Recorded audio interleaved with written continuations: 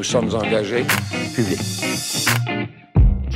Bienvenue aux Engagés publics. Cette semaine, aux Engagés publics, on reçoit Pascal Paradis. Bonjour, Pascal. Salut, Denis, ça va bien? Ça va super bien.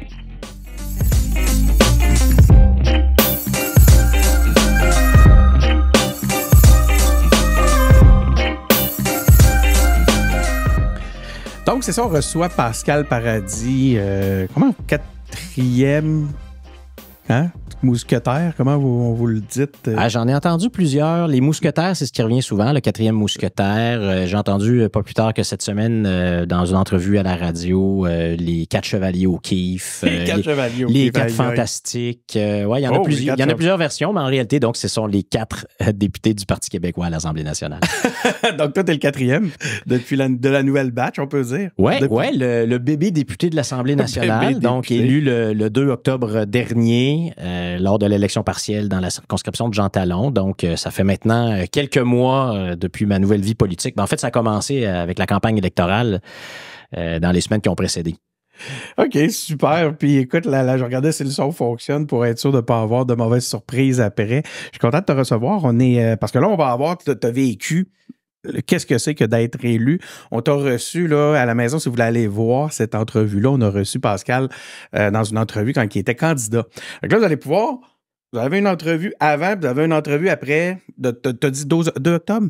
Ouais. Donc ça fait quelques mois. Ça fait 8 mois. Ça fait 8 mois. Ouais. Donc, on va voir qu'est-ce que ça fait 8 mois de politique sur quelqu'un. On va voir si ça a été quoi tes grands apprentissages, tes grands constats. Tu sors de ta première grande session là, avec dans quel état d'esprit. Moi, ça m'intéresse beaucoup. Donc, avant ça, par contre, Pascal, petit rappel là, pour tout le monde. Puis, tu sais, il y a tellement. C'est drôle parce que quand je reçois des gens du Parti québécois, des députés, des élus du Parti québécois, le nombre de dossiers avec lesquels vous êtes, pour lesquels vous êtes responsable est assez important, imposant, puis ça en est quasiment comique. Écoute, je me souviens, j'avais lu celui de Joël Arsenault l'autre fois, puis j'ai failli m'essouffler, je me suis essoufflé en le lisant. Donc, on sait que t'es député de Jean Talon, t'es porte-parole du 3e groupe d'opposition en matière. Ça, retenez ça, je le répéterai pas à chaque fois. Donc, porte-parole du 3e groupe d'opposition en matière d'énergie, de justice, de lutte contre le racisme, de relations avec les Québécois d'expression anglaise. Ça, c'est drôle, je pense que c'est la première fois que moi je remarque cet aspect-là. De relations internationales et de francophonie. Ah tiens, on pourrait parler de la Maison du Québec, je sais pas comment on appelle ça en Israël. Ça pourrait être un dossier chaud. Ah oui. De sécurité publique, de solidarité sociale et d'action communautaire, de travail et d'emploi pour la capitale nationale et aussi pour la communauté LGBTQ+. Donc, j'en oublie-tu? Ouf! Ouais. C'est ça. Est-ce que j'en oublie? Non, je pense que tout est là. Moi-même, il faut souvent que j'utilise les doigts de ma main pour m'assurer que j'en oublie pas. C'est une des principales constatations. Pascal Bérubé, Joël Arsenault m'en parlaient avant à quel point ils avaient du travail, ils sont débordés et qu'un 4e député ferait une grande différence. Ça amènerait une capacité de travail différente. Et c'est vrai. On a beaucoup de travail. On a décidé qu'on s'adressait aux gens avec rigueur, avec intelligence, qu'on allait être une opposition constructive, qu'on allait expliquer, nous, ce qu'on propose pour le Québec. En plus, évidemment, de notre projet qui est l'indépendance du Québec. Mais ça demande du temps, ça demande beaucoup d'énergie, c'est énormément de travail, on veut être consciencieux. L'étude des crédits, là, les gens... moi, j'ai vécu ma première étude de crédit il y a quelques semaines. Donc ça, c'est le moment où tu questionnes tous les ministres sur leur planification budgétaire, mais aussi tu leur demandes de rendre des comptes sur l'année d'avant, puis ce qui se passe dans leur ministère, etc. Ça demande une préparation incroyable. Rigueur, hein? Mais à 4, on a couvert toutes les études de crédit. Ça, c'est énorme. Donc, généralement, un ministre en a 1 ou 2. Les autres critiques de l'opposition en ont 1, 2 ou 3 au maximum. Nous, on en avait chacun. Moi, je pense que j'ai fait 21 ou 23 études de crédit. C'est énorme. Donc, c'est beaucoup de travail. Mais je pense que quand je regarde la session parlementaire, on peut dire que le Parti québécois a été vraiment une force d'initiative. Beaucoup des sujets qui ont été dans l'actualité sont des sujets qui ont été mis sur la table par le Parti québécois. Oui, on a beaucoup parlé de la question des écrans puis de l'utilisation des médias sociaux. Nous, on a dit, là, c'est urgent qu'on fasse une réflexion. Mais il y en a plein d'autres en matière d'énergie, des risques de privatisation d'Hydro-Québec, en matière pour la protection du réseau des CPE, des centres pour la petite enfance, la question de l'immigration. Il y a des choses que le Parti québécois disait depuis très longtemps puis qui étaient pas acceptées dans le débat public il y a quelques mois. Aujourd'hui, tout le monde s'entend sur un certain nombre de constats. On a encore des débats sur les solutions, mais ça aussi, c'est un dossier qui a beaucoup été poussé par le Parti québécois en matière... Vraiment une certaine dose de courage pour persister parce que ça n'a pas été sans vous recevoir quelques insultes ou même des suspicions. Là, on parle du dossier de l'immigration. Ça prend une certaine dose de... Tu sais, quand tu reçois, tu essaies de mettre un dossier sur la table pour en parler d'une façon saine, puis que tu te reçois comme seul retour de la suspicion, puis on sait de quoi on parle. Est-ce que ça demande une certaine dose de courage pour persévérer dans des dossiers comme ceux-là? Oui, puis ça avait commencé bien avant mon élection. Je pense que Paul Saint-Pierre Plamondon a fait preuve de beaucoup de lucidité, de beaucoup de courage. Le Parti québécois aussi, en disant, comme toujours, le Parti québécois est un parti ouvert, est un parti qui dit le Québec doit demeurer un endroit généreux pour l'immigration, au même titre que les démocraties occidentales, là, du même type que le Québec. Qu'on veut que l'aventure québécoise soit un succès pour la personne qui arrive, pour le Québec, et même aussi, j'ajouterais, pour les pays d'où proviennent l'immigration, où on a besoin aussi des ressources, des forces vives, des ressources humaines formées que parfois, nous, on va chercher. Et que pour que ça soit ce succès-là, il faut avoir les bons seuils d'immigration en fonction de notre capacité d'accueil et que là, on avait dépassé ces seuils-là, notamment en raison de cette espèce de politique d'apprenti sorcier du gouvernement fédéral là, qui s'appelle l'initiative du siècle, où on dit qu'on veut 100 millions de personnes au Canada en 2100. Puis là, les gens pensent que c'est juste une élucubration de certaines personnes à Toronto, mais moi, je pensais que c'était même pas vrai. Mais c'est exactement ça qu'on est en train de faire au Canada. Là. 1 million de personnes par année depuis 2-3 ans, dont une majorité viennent au Québec. Là, actuellement, ça fait en sorte que on n'arrive pas à donner les services de base aux nouveaux arrivants qui souvent n'arrivent... pas souvent parce qu'il y a beaucoup d'histoires de succès, puis c'est là-dessus qu'il faut miser parce que vraiment, il y a plein d'histoires à succès au Québec. Donc, des gens qui arrivent, qui ont un emploi qui correspond à leur formation, puis à leur expérience, qui arrivent à bien se loger, à se faire franciser s'ils ne parlent pas le français, à se franciser. Donc, il y en a plein des histoires à succès, mais là, avec les ressources cette augmentation, je dirais vraiment exponentielle des seuils d'immigration, là, c'est devenu de plus en plus difficile. Et moi, je les vois dans Jean Talon, notamment. Moi, je suis très, très, très fier de dire... Jean Talon, je pense que c'est le comté au Québec, dans la capitale nationale, qui a le plus de Québécois issus de l'immigration, oui, je pense. Statistiquement démontré. Ouais, donc, selon les statistiques qui sont d'ailleurs disponibles là, à Statistique Canada puis sur le site du directeur général des élections. Donc, je pense qu'à l'est de Montréal, c'est la circonscription où il y a le plus d'immigration. Puis moi, j'en suis très fier parce que ça correspond beaucoup à mon profil, tu sais, puis ce que j'ai fait avant. Mais là, je vois beaucoup, malheureusement, d'immigrants qui s'adressent à moi puis que je vois dans les files de banque alimentaire le matin, que je vois dans plusieurs personnes, dans des logements, dans des tout petits logements, puis qui n'arrivent pas à trouver des emplois qui correspondent à leur formation et à leur expérience. Et ça, ce n'est pas acceptable ni pour ces personnes, ni pour le Québec. Il y a deux choses à partir de ça que j'aimerais souligner. Premièrement, quand on parle de cette thématique-là, on peut se faire rapidement accuser d'être partisan de la théorie du grand remplacement, là, des espèces de théories qui douteuses là, qu'on retrouve. Ah ouais. Fait qu'on entend, comme souvent, on sait que vos adversaires cherchent à vous définir là, dans cet esprit-là. Ça, je serais curieux de t'entendre sur cette notion-là, puis en même temps, je trouve que tu as pas mal répondu à travers ce que tu viens de nous dire. Mais le deuxième point, puis on prendra le temps d'y revenir, mais je me souviens que ton discours inaugural, tu avais pris la peine. Ouais. C'était un élément que tu avais clairement démontré, tu avais mis au cœur, je pense que c'était au cœur de ton discours. Tu avais clairement démontré que c'était l'un des éléments qui était le plus important pour toi, au centre de tes valeurs. En fait, je t'ai quand même fait une réponse sur les deux, sur mes 2 points dans ta réponse, Hugo. C'est les tenants de cette espèce de théorie complètement loufoque et dangereuse là, du grand remplacement. C'est pas de ça qu'on parle. C'est des extrémistes. Ces gens-là, c'est des gens là, qui se font des idées qui sont souvent inacceptables. Et il y a à l'inverse des gens aussi qui soutiennent des discours extrémistes des deux côtés. Et c'est dommage quand on prête des intentions plutôt que de se concentrer sur les faits, mais surtout sur les meilleures politiques publiques qu'on doit développer ensemble. Au Québec, là, il n'y a aucun des principaux partis qui est un parti là, de la droite qui veut fermer les frontières, comme on en voit dans certains pays. Puis heureusement, on n'est pas là. On est en train de discuter sur les seuils, puis l'augmentation puis la qualité d'accueil. Des seuils d'immigrants, puis de la qualité d'accueil.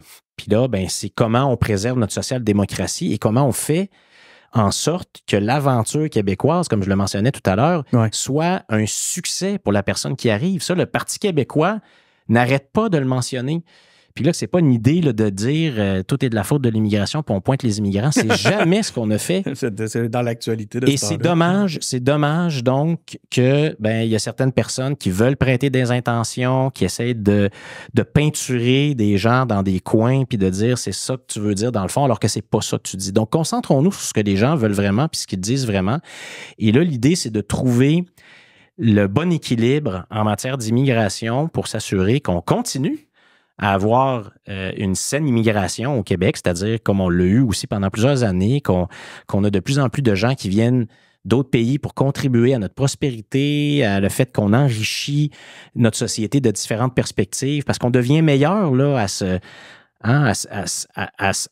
à côtoyer différentes cultures, différentes façons de voir les choses. On additionne. Mais en même temps, si... Comme ça s'est passé dans les dernières années, on dépasse la capacité d'accueil, la capacité de faire en sorte que ça soit un succès pour tout le monde. Là, on met tout ça en danger. Puis là, il faut arriver à de bonnes politiques publiques. Puis c'est ça ce que les gens veulent. En fait, nous, c'est ce qu'on prétend au Parti québécois. Et on a dit des choses, on a été les seuls à le dire pendant un certain temps, justement, avec des accusations qui venaient de certains secteurs en disant « Ah, c'est ça que vous êtes? » Non, c'est pas ça du tout. Puis là, aujourd'hui, regardez. Tous les partis politiques au Québec admettent que les seuils ont été dépassés, notamment pour ce qui est de l'immigration temporaire. Tout le monde maintenant le dit. C'est surtout là que ça se passe. Tout le monde. Les grandes banques canadiennes maintenant disent ça. La Société canadienne d'hypothèque et de logement le rapporte dans tous ses rapports maintenant périodiques sur l'état du logement au Québec. Même les fonctionnaires du ministère de l'Immigration du Canada disent « Hey, on l'avait dit ça, que là, on avait un problème avec les politiques. » Les organisations du milieu communautaire le disent. Donc là, on fait un même constat, tout le monde. Une fois qu'on fait ce constat, en tout cas, tout le monde. De plus en plus de gens, je dirais, de plus en plus d'organisations, de plus en plus de partis politiques font ces constats-là. Alors maintenant, comment on développe les meilleures politiques publiques pour tenir compte de ces facteurs-là? Des organisations non partisanes, non idéologiques, qui sont là pour livrer une mission, là, dans bien des cas.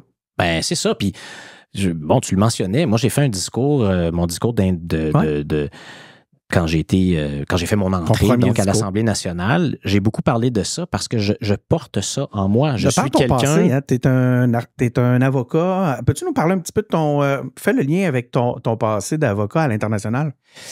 Dont on avait parlé justement à notre dernière entrevue ensemble. Mais donc, moi, j'ai été le directeur général d'Avocats sans frontières pendant 20 ans.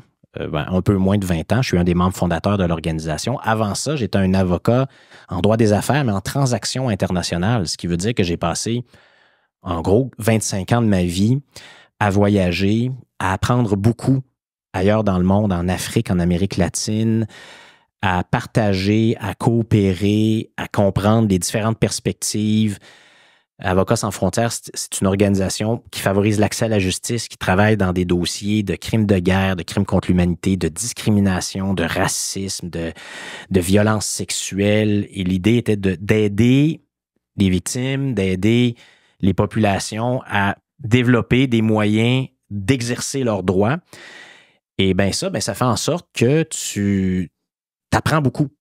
Tu apprends beaucoup et tu vois le mérite qu'on a à se mettre ensemble pour développer les meilleures solutions parce que c'est ça la coopération internationale. Il y a des leçons apprises, il y a des capacités dans différents pays du monde que tu veux mettre ensemble pour qu'on s'élève tout le monde. Donc moi, c'est sûr que je vais toujours être porteur de ça et j'amène, en tout cas j'espère, c'est ce que je veux puis c'est ce que j'ai dit que j'allais faire, que j'amenais cette expérience-là en politique pour essayer d'avoir une vision le plus possible de hauteur, de ne pas faire de la petite politique, mais de se dire qu'il faut viser l'intérêt public. Moi, c'est ça qui me motive.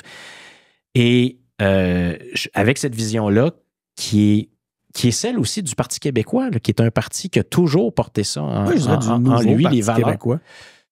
La façon que tu viens d'évoquer d'aborder les dossiers, on ne l'a jamais senti aussi fort, tu sais, de dire d'un travail. Je vais me permettre, là, je veux dire, c'est bon, là, le monde qui écoute ça, ils vont dire, coudonc, Denis, son péquisme dépasse, le jupon dépasse, là, parce que tout le monde sait, je me suis jamais caché que j'ai milité au PQ longtemps, mais il reste, justement, puis je suis bien placé pour savoir que ça n'a pas toujours été le cas d'un travail acharné, un travail basé sur les faits, un travail constant, cohérent, parce qu'il y a une cohérence qu'on voit peu en politique en ce moment dans le travail que vous faites. Je parle des quatre chevaliers O'Keefe. J'adore le chevalier O'Keefe pour avoir vu ça quand j'étais kid. Oui. On se souvient des matchs avec la balle pamplemousse. Là, puis il frappait avec une aiguine. Puis, en tout cas, on reviendra sur ça tantôt peut-être.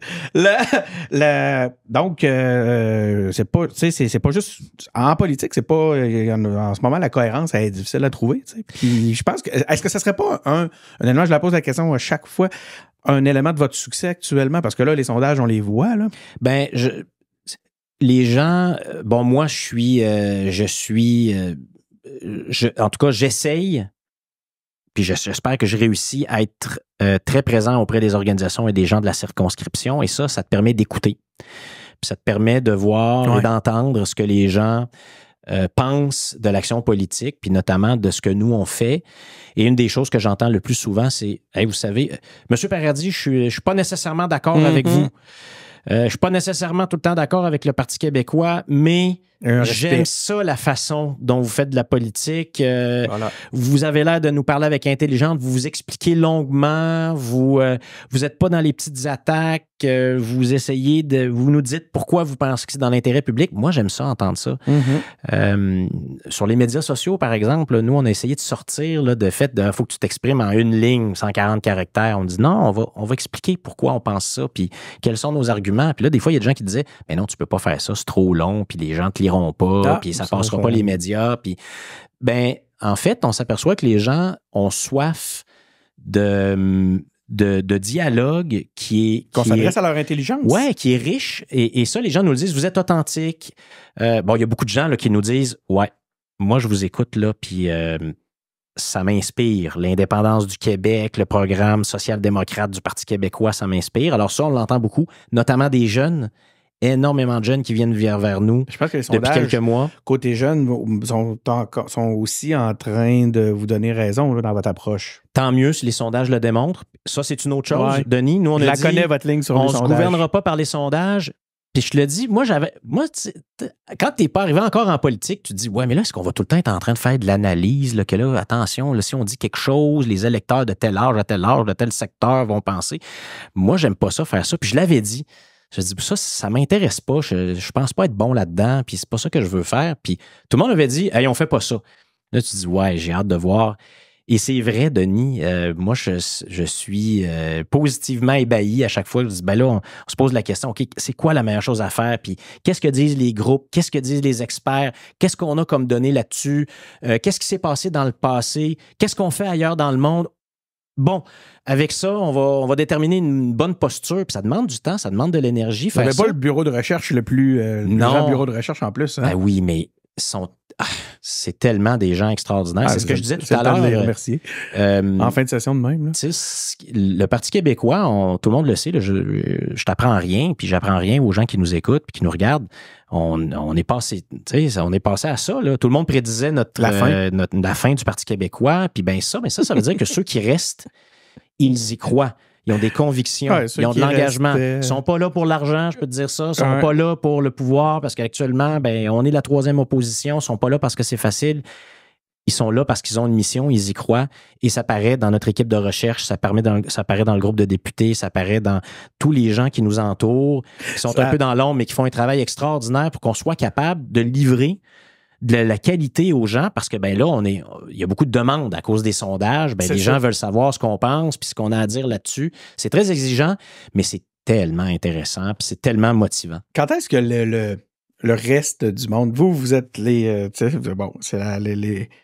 les gens qui ont cru le plus, qui ont cru au plus bas, puis qui sont là, puis qui continuent à travailler avec la même ferveur, c'est le même que tu nous le présentes. Mais quand tu regardes les médias, les grands titres, c'est PQ va mourir. Là, après ça... quelques accidents de parcours. Là, après ça, oups, premier dans les sondages, qu'est-ce qui se passe? Surprise. Là, après ça, PQ plafonne. Ça va jamais bien. C'est tout le temps. Là, c'est rendu, ça stagne, ça plafonne. Tu sais, mais ça monte tout le temps, mais ça stagne. Là, après ça plafonne. Quand est-ce qu'on va pouvoir dire PQ en bonne position? Ça va-tu arriver?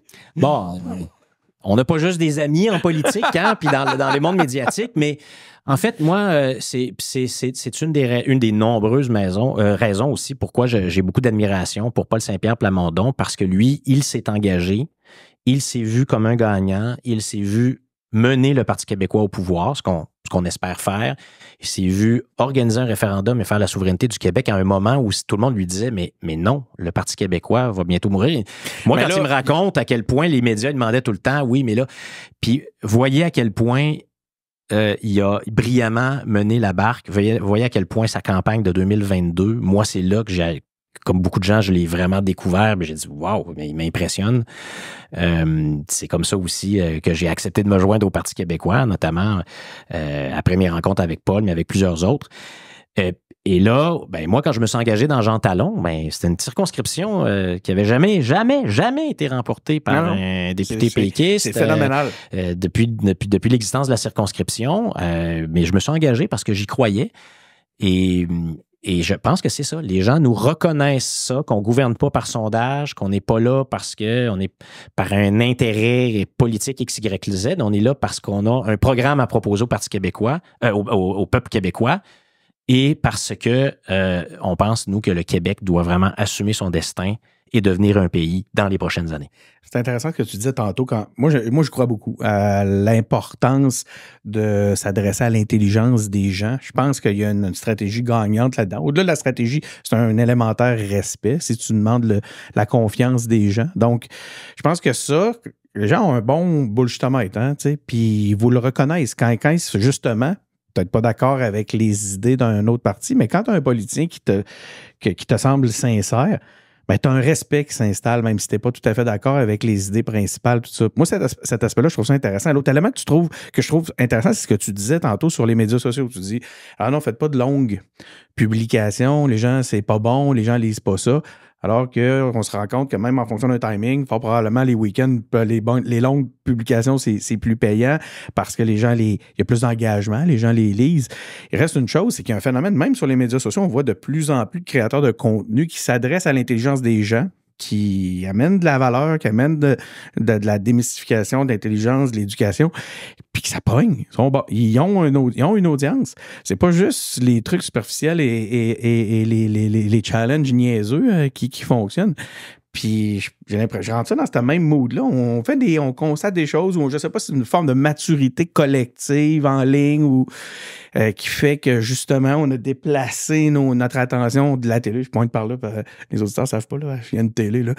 On a déplacé notre attention vers d'autres médias, puis il reste que ce besoin-là de comprendre, de s'adresser à l'intelligence, de se faire parler avec respect, je pense qu'il y a une stratégie gagnante là-dedans. Ça compte. En tout cas, on s'entend, là. Des fois, il faut que tu sois clair, il faut que tu sois concis, il faut que tu vulgarises, puis tu dis, mon idée là-dessus, c'est ça, mon opinion là-dessus, c'est ça, puis il y a ce type de communication-là va demeurer un outil en politique. Oui, parce que tu as quand même des cotes avec les médias traditionnels qui sont assez... Exact, mais je pense que c'est bien qu'on revienne aussi un peu dans le balancier et qu'on se dise... Ouais.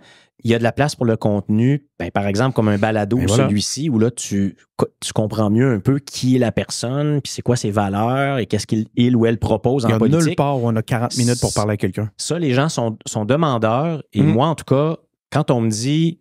ce que j'aime, c'est qu'il y a de plus en plus de gens qui viennent nous voir en disant « Moi, là, j'ai pris ma carte de membre. Je redeviens membre ou je deviens membre. Je vous appuie. On est content de ce que vous dites et ce que vous faites, M. Paradis, pour le Parti québécois. » Donc, il y a des gens qui adhèrent, mais même des gens qui disent « je suis pas nécessairement d'accord avec vous, mais j'aime la façon dont vous amenez les arguments, dont vous dialoguez. » Ça, c'est important parce que c'est de ça dont on a besoin en politique.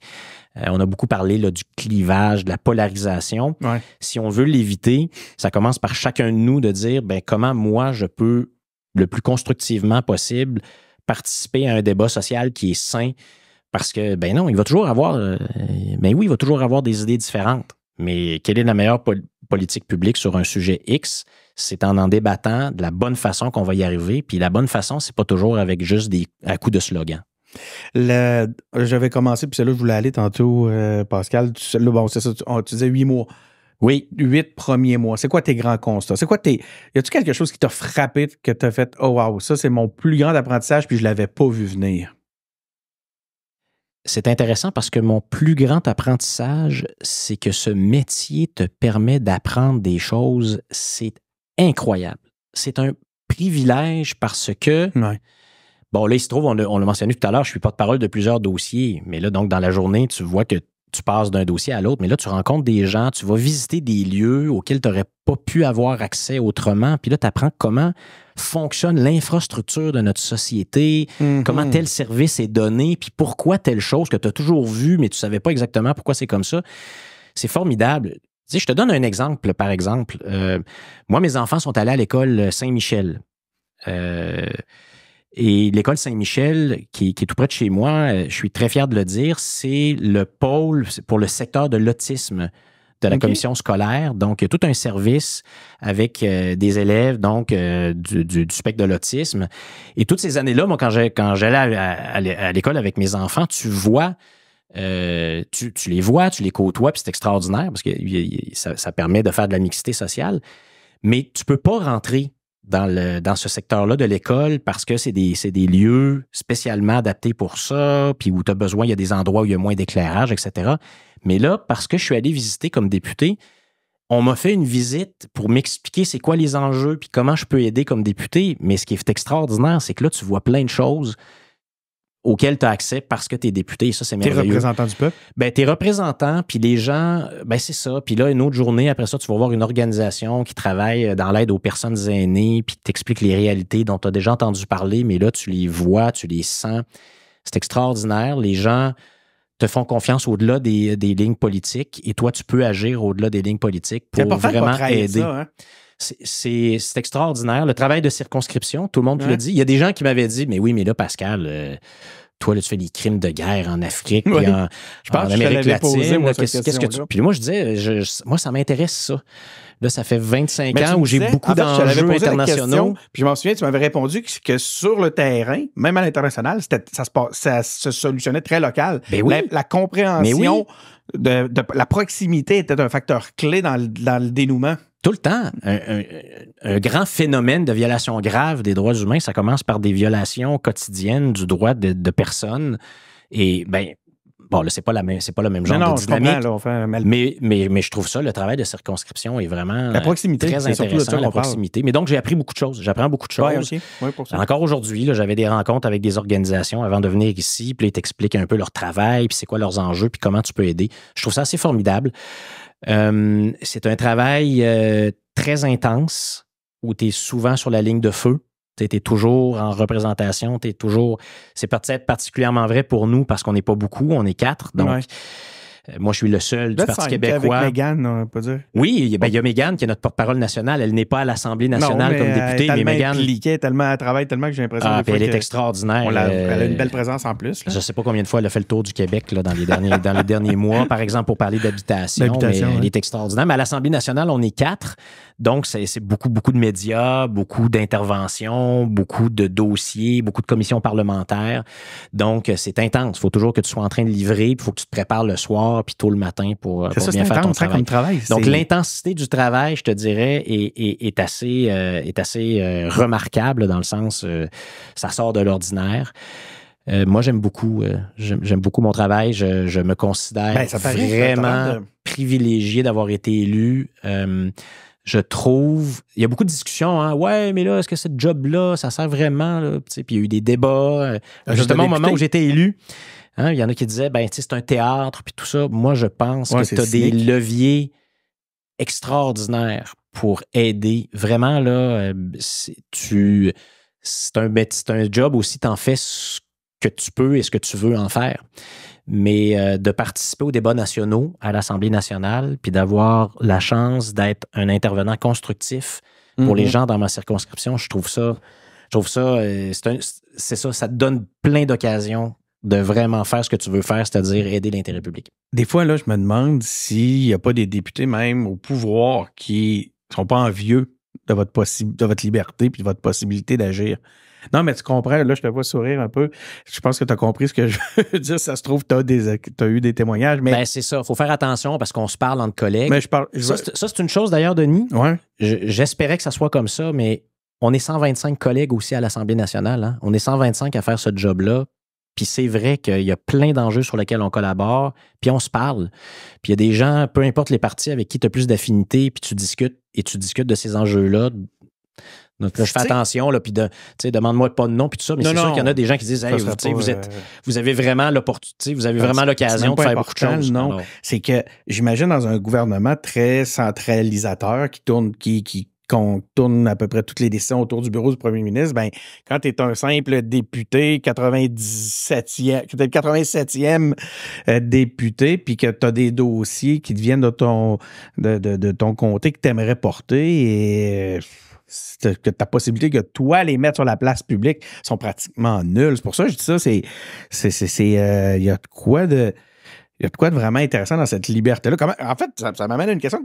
Mettons, là, on parle même d'un gouvernement, en ce moment, là, on est dans le majoritaire. On verra, c'est des scénarios politiques fiction, mais rendu au pouvoir, comment vous allez vous assurer que vos députés, comment au Parti québécois, on pourrait s'assurer que les députés d'arrière-ban, comme on dit, gardent un sentiment de pouvoir et de pouvoir agir? Bon, là, tu me vois venir, c'est sûr que je vais commencer par te dire que le pouvoir, ce sont les électeurs et les électrices qui vont décider. Alors, c'est ce qu'on vise pour 2026, mais on ne tient absolument rien pour acquis. Il va falloir continuer à travailler dur pour démontrer qu'on mérite. On est d'accord. Qu'on nous fasse confiance. Mais le point, c'était plus. Prenons un gouvernement hypothétique. Bon, je pense... Comment on fait pour laisser du pouvoir à nous? Je pense qu'il y a moyen de le faire et je retourne en arrière. Souviens-toi, Denis, de l'élection du gouvernement du Parti québécois en 1976. On qualifie souvent ce gouvernement-là comme un des gouvernements les plus compétents et les plus qualifiés. Et je pense que c'est un gouvernement qui avait su justement miser sur les talents complémentaires dans son équipe. Je ne connais pas exactement comment on gérait là, les ministères par rapport à ceux qui n'avaient pas de poste de ministère, mais je pense que dans une équipe, tu peux vraiment miser sur l'ensemble des talents, des compétences, des expériences que tu as, même ceux qui ne sont pas nécessairement donc ministres ou qui n'ont pas de fonction particulière. Il y en a du travail là, dans un gouvernement, il y en a du travail à l'Assemblée nationale. Moi, je viens d'un milieu où j'avais implanté ce qu'on appelle la gestion collaborative chez Avocats sans frontières. Parle-nous de ça. C'est une façon de gérer les ressources humaines, de planifier le travail, de répartir les tâches, de gérer les réunions, de prendre les décisions qui cherchent à maximiser la contribution que chacun et chacune peut faire, peu importe son titre. Et ce qui est étonnant, c'est qu'il y a des gens au départ, quand on regarde ça, peuvent dire, OK, ça, c'est des affaires là, qui rendent les choses inefficaces, puis tu parles tout le temps. Et au contraire, ça rend les processus encore plus efficaces, mais ce qui est intéressant, c'est que ça te permet d'aller chercher des ressources au sein de ton équipe que tu savais même pas que tu avais ou tu pensais pas que tu pourrais les utiliser autant en levier qui est à la fois hyper valorisant pour la personne, mais aussi qui est très, qui est c'est très la meilleure bon pour façon d'avoir l'organisation. l'adhésion de ton équipe, c'est de l'impliquer. Là. Ben oui, donc, en tout cas, chercher ses forces. Encore une fois, toutes ces questions-là sont hypothétiques. Ouais, puis on est d'accord. On s'entend que c'est beaucoup Paul comme chef de notre parti qui parce que là, en ce moment, on le sent, détermine mais ça. Vous êtes quatre. À un moment donné, c'est comme nécessité et mère de vertu. Je sais pas, il existe un... Tu sais, Oui. comment on va le... Comment ça va se traduire lorsque vous serez 63, tu sais? Il y a quelques éléments là-dessus. D'abord, je pense que ce que les gens voient publiquement, c'est ce qui se passe. On a l'air d'avoir du plaisir parce qu'on a du plaisir. Bien ça, je voulais t'en parler. On a l'air de bien travailler ensemble parce qu'on travaille bien ensemble. On a l'air d'être complémentaires parce qu'on est complémentaires. On se fait confiance. On a l'air de se faire confiance parce qu'on se fait confiance. Oui, puis on a un chef qui mise beaucoup là-dessus. Et oui, notre dynamique de travail, je la trouve, tu sais, je t'en parle, là, puis tu vois, j'ai le grand sourire parce que... Pour vrai, t'as l'air d'avoir du fun. J'aime ça, puis c'est ce qu'on va essayer de reproduire. Donc là, évidemment, la recherche des candidatures pour 2026, tranquillement, est entreprise. Et pour nous, cette capacité de s'engager, cette capacité d'avoir les objectifs clairement en tête, qu'on est là parce que on veut proposer un programme social-démocrate fort au Québec et parce qu'on veut faire la souveraineté, parce qu'on veut travailler, on veut donner du travail de qualité, de rigueur, qu'on veut faire de la politique de hauteur. Ça va être très important. Paul en parle tout le temps et c'est là-dessus qu'on va miser. Donc, et c'est ça, quand les discussions, ça va être au cœur des discussions qu'on va avoir. Ça prend un bon pouvoir de contrôle de son énergie. Quand je dis de contrôle de son énergie, c'est plutôt de gestion de son énergie. Puis là, je veux pas qu'on parle de quelqu'un qui est absent de même, puis on pourrait y poser la question à lui. Mais Paul, c'est phénoménal. 3 enfants en bas âge. Chef d'un parti qui a le vent dans les voiles, toujours dans les médias, attaqué de tous bords. Moi, je serais mort. Moi, personnellement, là, oublie ça. Là, je veux dire, mais Paul est solide, je le disais tout à l'heure, là, les nombreuses raisons pour lesquelles j'ai beaucoup d'admiration pour lui. On voit souvent, on a des points de presse, là, puis Paul est sous le feu des questions, des thématiques difficiles. Puis là, une minute, c'est telle thématique, l'autre minute, c'est telle thématique. Paul est c'est ça, c'est un gars qui veut livrer de la qualité, de la rigueur. Paul se lève le matin, il pense à l'intérêt public. On lunch le midi, il pense à l'intérêt public. Puis on est le soir, puis on s'en va se coucher.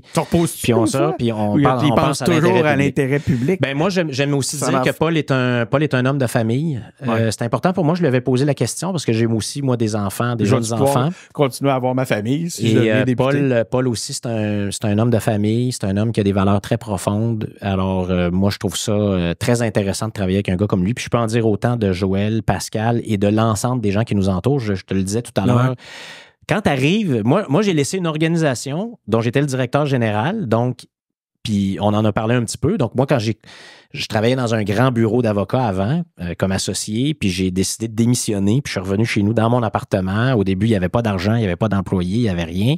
Quand j'ai laissé l'organisation pour me présenter en politique, chez Avocats sans frontières, c'est 150 employés dans 12 pays, tout ça, mais tu sais, c'est une équipe parce que j'étais au cœur de la construction de l'équipe.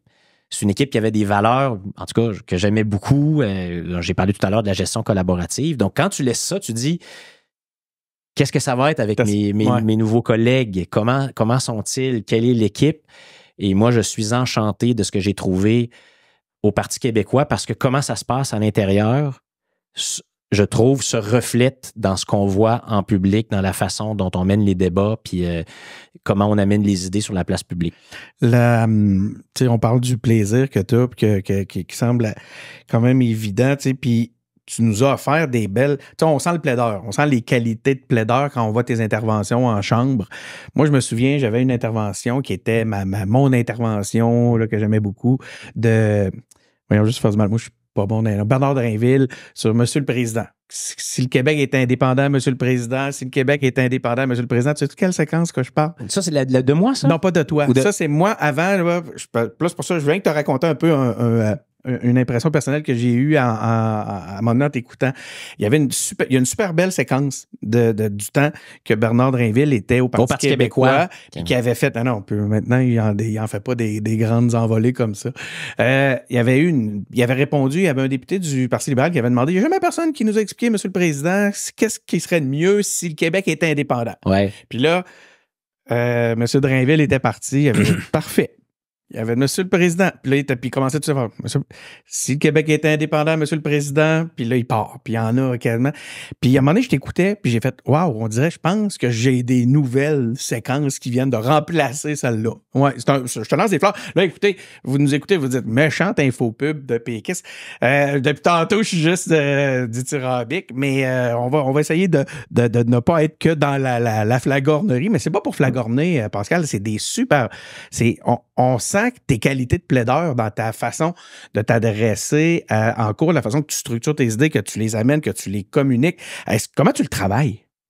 Ben d'abord, je le mentionnais tout à l'heure, il faut de la préparation, il faut bien lire ses dossiers, il faut s'informer, il faut parler aux gens du milieu, qu'est-ce qu'ils ont à nous dire, de tous les côtés.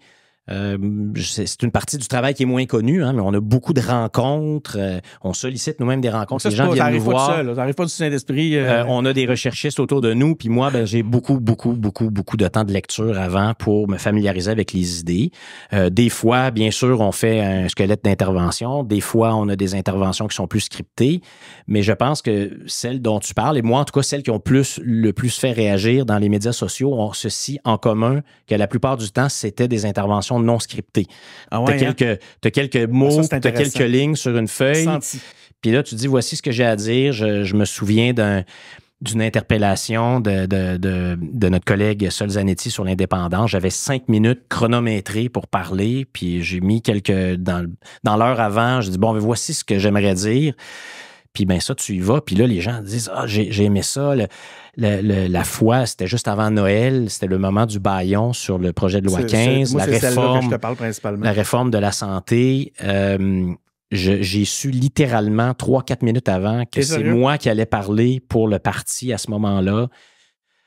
J'étais choqué de ce qui se passait. Je suis un nouveau député, puis là, je voyais qu'il y avait un débat important sur un des éléments les plus centraux de la vie publique du Québec, le système de santé. Et sans raison, le gouvernement impose un bâillon. Parce qu'un bâillon, généralement, tu l'imposes quand les oppositions cessent de collaborer. Puis là, les 3 oppositions, on travaillait dur. Puis, mais qu'est-ce que tu veux? Là? C'est énorme, cette réforme-là. Puis il y en avait des trous, puis il y en avait des problèmes. M. Dubé vient de nous en parler, d'ailleurs, de ça, aux engagés publics. Alors, il fallait continuer le débat. Puis là, on le savait, juste pour des raisons politiques, ce qui est malheureusement souvent ce qui mène ce gouvernement-là, puis ce que je lui reproche, c'est que là, pour des raisons politiques, il a dit là, il faut qu'on en finisse avec ce débat-là. Il faut qu'on soit, tu sais, faut que ça soit fait là, pour qu'on puisse passer à d'autres choses après Noël. Ben alors, j'ai parlé avec mon cœur, puis c'était pas scripté du tout. J'ai dit, voici pourquoi je trouve ça inacceptable, ce qui se passe. Puis là, écoute, ça, je pense que j'ai eu près de 200 000 vues. Oui, c'est ça, dans les jours qui ont suivi cette intervention-là. Puis il y en a d'autres comme ça. Ah, mais c'est intéressant, ça. Mais c'est important, je pense, de parler avec conviction. Quand ça touche les valeurs, de façon plus profonde, ça sort plus facilement. C'est ton expérience qui fait le reste du travail. Bon, c'est vrai, mais bon, dans mon travail avant, c'était beaucoup. Faut que tu expliques des choses, faut que tu t'adresses à des gens, il faut que tu mobilises. Puis avant ça, j'ai été plaideur devant les tribunaux, etc. Mais il n'y a pas de secret non plus. Il faut être préparé, puis il faut savoir de quoi on parle. Puis ça, c'est des heures à potasser ces dossiers, comme on dit. Bon, on va y aller avec ma première question. Je t'avais dit qu'à 40 minutes, j'allais commencer à penser à te laisser aller, puis on est rendu à 42 minutes. Fait que je pense que pour vrai, on a quasiment couvert les principales questions. C'est pas des jokes. 42 minutes, semblant que j'ai rien valé. Il va falloir que tu coupes ça au montage. Pourquoi? Parce que tu vas en avoir trop. Là, si je continuais comme ça, là, je n'aurais vraiment trop. Mais moi, il faut surtout que je reste proche de 50. Fait qu'on est vers la fin. Puis comme je te disais, à travers tout ce qu'on s'est dit, on a couvert plusieurs points. T'sais. Moi, j'aimerais ça peut-être te parler de souveraineté et d'indépendance avant de te laisser aller pour la suite de ta journée. Je sais que tu as une grosse journée encore. De quelle façon? C'est quoi la place de l'indépendance dans tes valeurs, dans ton voyons. Ça, je vais le couper. Quand je le fous, je le coupe. Voyons, qui est au cœur de ton implication. Vu que je rigole, puis que je me reprends, puis je l'ai trouvé, peut-être que je ne couperai pas, ça va être moins compliqué. Donc, quelle place prend l'indépendance, quelle place prend la souveraineté dans ton implication, Pascal? Essentiel. Essentiel. Je suis en politique pour ça, pour bien sûr faire valoir cette vision du Québec qui est celle du Parti québécois. Un Québec généreux, un Québec social-démocrate, un Québec prospère, mais un Québec souverain, un Québec indépendant. J'ai toujours été indépendantiste depuis que j'ai une certaine conscience politique. Oui, j'ai grandi dans une famille indépendantiste, mais j'ai fait mes devoirs, j'ai fait mes classes moi-même et j'ai beaucoup voyagé dans ma vie pour mon travail notamment.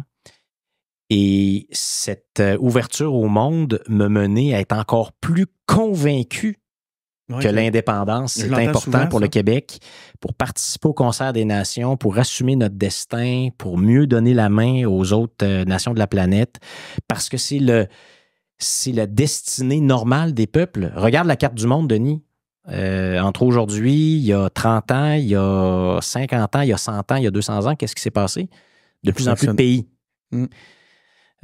Parce que les peuples veulent assumer leur destin, puis ensuite sont mieux capables aussi de partager. Ça passe par l'affirmation des peuples. Hein? Ben oui, donc cette capacité-là. Tu commences par dire, je vais commencer par gérer mes affaires comme n'importe quelle personne humaine d'ailleurs. Tu sais, généralement, on quitte le nid familial, puis c'est pas parce qu'on n'aime pas notre famille, puis tout ça, c'est parce qu'on dit, ben là, à un moment donné, je vais gérer mes affaires. Puis après ça, je vais être capable de bien aussi décider ce que je partage, ce que je veux partager avec mes voisins. Donc, en termes de souveraineté, ça veut dire de quels ensembles régionaux tu vas faire partie, puis donc tu vas participer à ce concert des nations. Mais moi, je vois pas qu'est-ce qui fait en sorte que... Tu sais, moi, je vis dans une rue fantastique à Québec, vraiment. J'ai des voisins que j'adore. On a vraiment une vie de quartier extrêmement riche. J'aime beaucoup mes voisins, mais il ne me viendrait jamais à l'esprit de prendre 50% de mon argent, de l'envoyer chez un de mes voisins puis de dire, OK, tu vas gérer la moitié de mes affaires ou peut-être même plus parce que tu vas avoir un droit de regard sur à peu près 100% de mes décisions. Qui ferait ça? Qui ferait ça? Personne. Donc, c'est la même chose. Moi, je pense que l'indépendance, c'est un levier extraordinaire. Je vois ça comme quelque chose de... Moi, j'aurais aimé la faire quand on était jeune. Maintenant, je pense à la jeune génération et je leur dis, imaginez ce que ça va créer comme effervescence sociale. Vous allez dans tous les domaines être capable de redéfinir la façon dont on vit ensemble, dont on interagit, dont on régit notre société. Qu'on priorise. Vous pouvez soit être pogné dans une vieille constitution de 1867. Ça, moi, je le dis souvent parce que comme avocat, tu le sais, notre constitution de Denis a été rédigée à une époque, c'était une constitution colonialiste. Elle est vouée à ne jamais être réouverte ou elle est cadenassée. On va être pogné avec ça. À chaque fois qu'on essaie de faire quelque chose, c'est impossible. On se dit non, puis le fruit n'est pas mûr, le fruit n'est pas mûr. Le fruit est mûr pour cette lancée-là qu'on peut donner au Québec, rapatrier 82 milliards qu'on envoie chaque année au fédéral. Puis après ça, pour se faire dire que le gouvernement fédéral va décider pour nous dans à peu près tout le reste, même les juridictions qui sont censées être celles du Québec. On n'a pas la majorité, on est de plus en plus minoritaire à Ottawa. Puis ce que le Canada décide, ce que le reste du Canada décide pour lui-même est parfaitement légitime. Mais nous, c'est légitime qu'au Québec, et pas même parfaitement normal qu'on ait une vision distincte, une vision différente et qu'on veuille l'assumer entièrement. Et moi, je pense que ça nous prend ça. Le parti, on l'a indiqué aussi, là, il y a comme un moment qui se dessine maintenant et il faut le saisir. On sent aussi que les gens de plus en plus s'ouvrent à cette réflexion-là, se disent ouverts, prêts à l'écouter, même des gens avant qui disaient non. Les sondages, là, c'est une chose, on en a parlé tout à l'heure. Mais ce qui se passe sur le terrain, là, c'est assez impressionnant, notamment chez les jeunes. Les Québécois n'ont plus peur aussi. Il y a des arguments qui ne fonctionneront plus. C'est la peur. Là, on a adopté une résolution, une motion unanime à l'Assemblée nationale qui dit que le Québec a tout pour être capable d'être prospère financièrement en étant indépendant. Donc là, on va arrêter de se dire qu'on n'est pas capable. On est capable. Les Québécois sont ailleurs. Moi, je pense qu'on s'en va vers là. Dernière question, puis les sondages vont bien. Puis là, ce qu'on entend des analystes, c'est que quand la question de l'indépendance de la souveraineté du référendum, un mot chargé, on voit que déjà les campagnes de peur commencent. Quand ça va se présenter, est-ce que vous attendez à ce qu'il y ait est-ce que vous attendez à ce qu'il y ait une partie des sympathisants, des gens justement qui ont une ouverture actuellement de par un respect qu'on a évoqué tantôt, que je recule un peu, et est-ce que le Parti québécois compte adoucir sa position dans un esprit de stratégie politique? Le Parti québécois est un parti indépendantiste qui s'assume comme tel. Nous allons continuer à dire que c'est ça notre objectif, que c'est ça qu'on va faire et que si on est élu, c'est vers là qu'on s'en va. Les gens n'arrêtent pas de nous dire « Vous devriez faire ci, faire ça ». Bon, d'ailleurs, non seulement ça a déjà été utilisé puis avec plus ou moins de succès, mais nous, on a décidé qu'on s'assume. Quand on dit parler avec intelligence aux gens, je ne commencerai pas à m'asseoir avec toi, Denis, puis te dire « Ah ouais, mais là, tu sais, les élections approchent, fait que peut-être que oui, peut-être que non ». Je vais te dire exactement pourquoi je fais de la politique, pourquoi je suis convaincu que c'est la bonne chose à faire. Je vais te le dire confiant, avec le sourire. Et je suis convaincu que les Québécois vont embarquer. Parce que d'abord, là, il y a tellement de Québécois. Il y a on a les statistiques, là, le nombre de personnes au Québec qui se sont maintenant jamais prononcées sur l'avenir constitutionnel du Québec. Ouais. Je pense que c'est toute personne moins de tel âge, là, c'est évident. Donc, se poser la question de l'avenir du Québec, d'abord, c'est une bonne chose en soi. Moi, la peur qu'on essaie d'entretenir du référendum, je trouve ça malsain. Comme si se poser des questions, puis démocratiquement proposer des choses au peuple, puis laisser le peuple se proposer, c'était épeurant, puis c'était effrayant.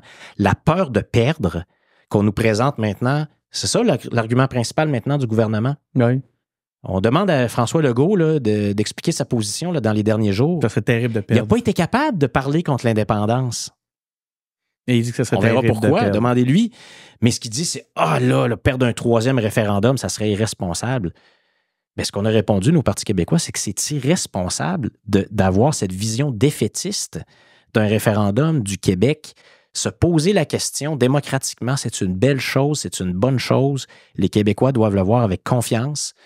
Puis nous, on est très confiants que si on pose la question aux Québécois dans les prochaines années, puis c'est ce qu'on compte faire, la réponse, ça va être oui. Bien, merci beaucoup, Pascal, pour d'être passé nous voir aux engagés publics pour l'entrevue. Toujours un plaisir, Denis. À très bientôt, j'espère. Oui, on aura d'autres occasions. Merci aussi à vous à la maison d'avoir été présent. Vous le savez, hein, des entrevues comme celle-là, on en a une panoplie. Vous pouvez aller écouter justement la première qu'on avait fait avec Pascal. Vous pourrez voir qu'est-ce que ça fait 8 mois en politique sur une réflexion. Donc, c'est Denis Martel qui est au micro. Je suis content de vous avoir accueilli. Vous pouvez nous écouter, vous le savez, sur toutes les plateformes. On est aussi distribué sur Cube et on est à la télé de Cube les samedis et les dimanches. Donc, c'est pas les plateformes qui manquent. Merci beaucoup, puis on se revoit pour un autre épisode.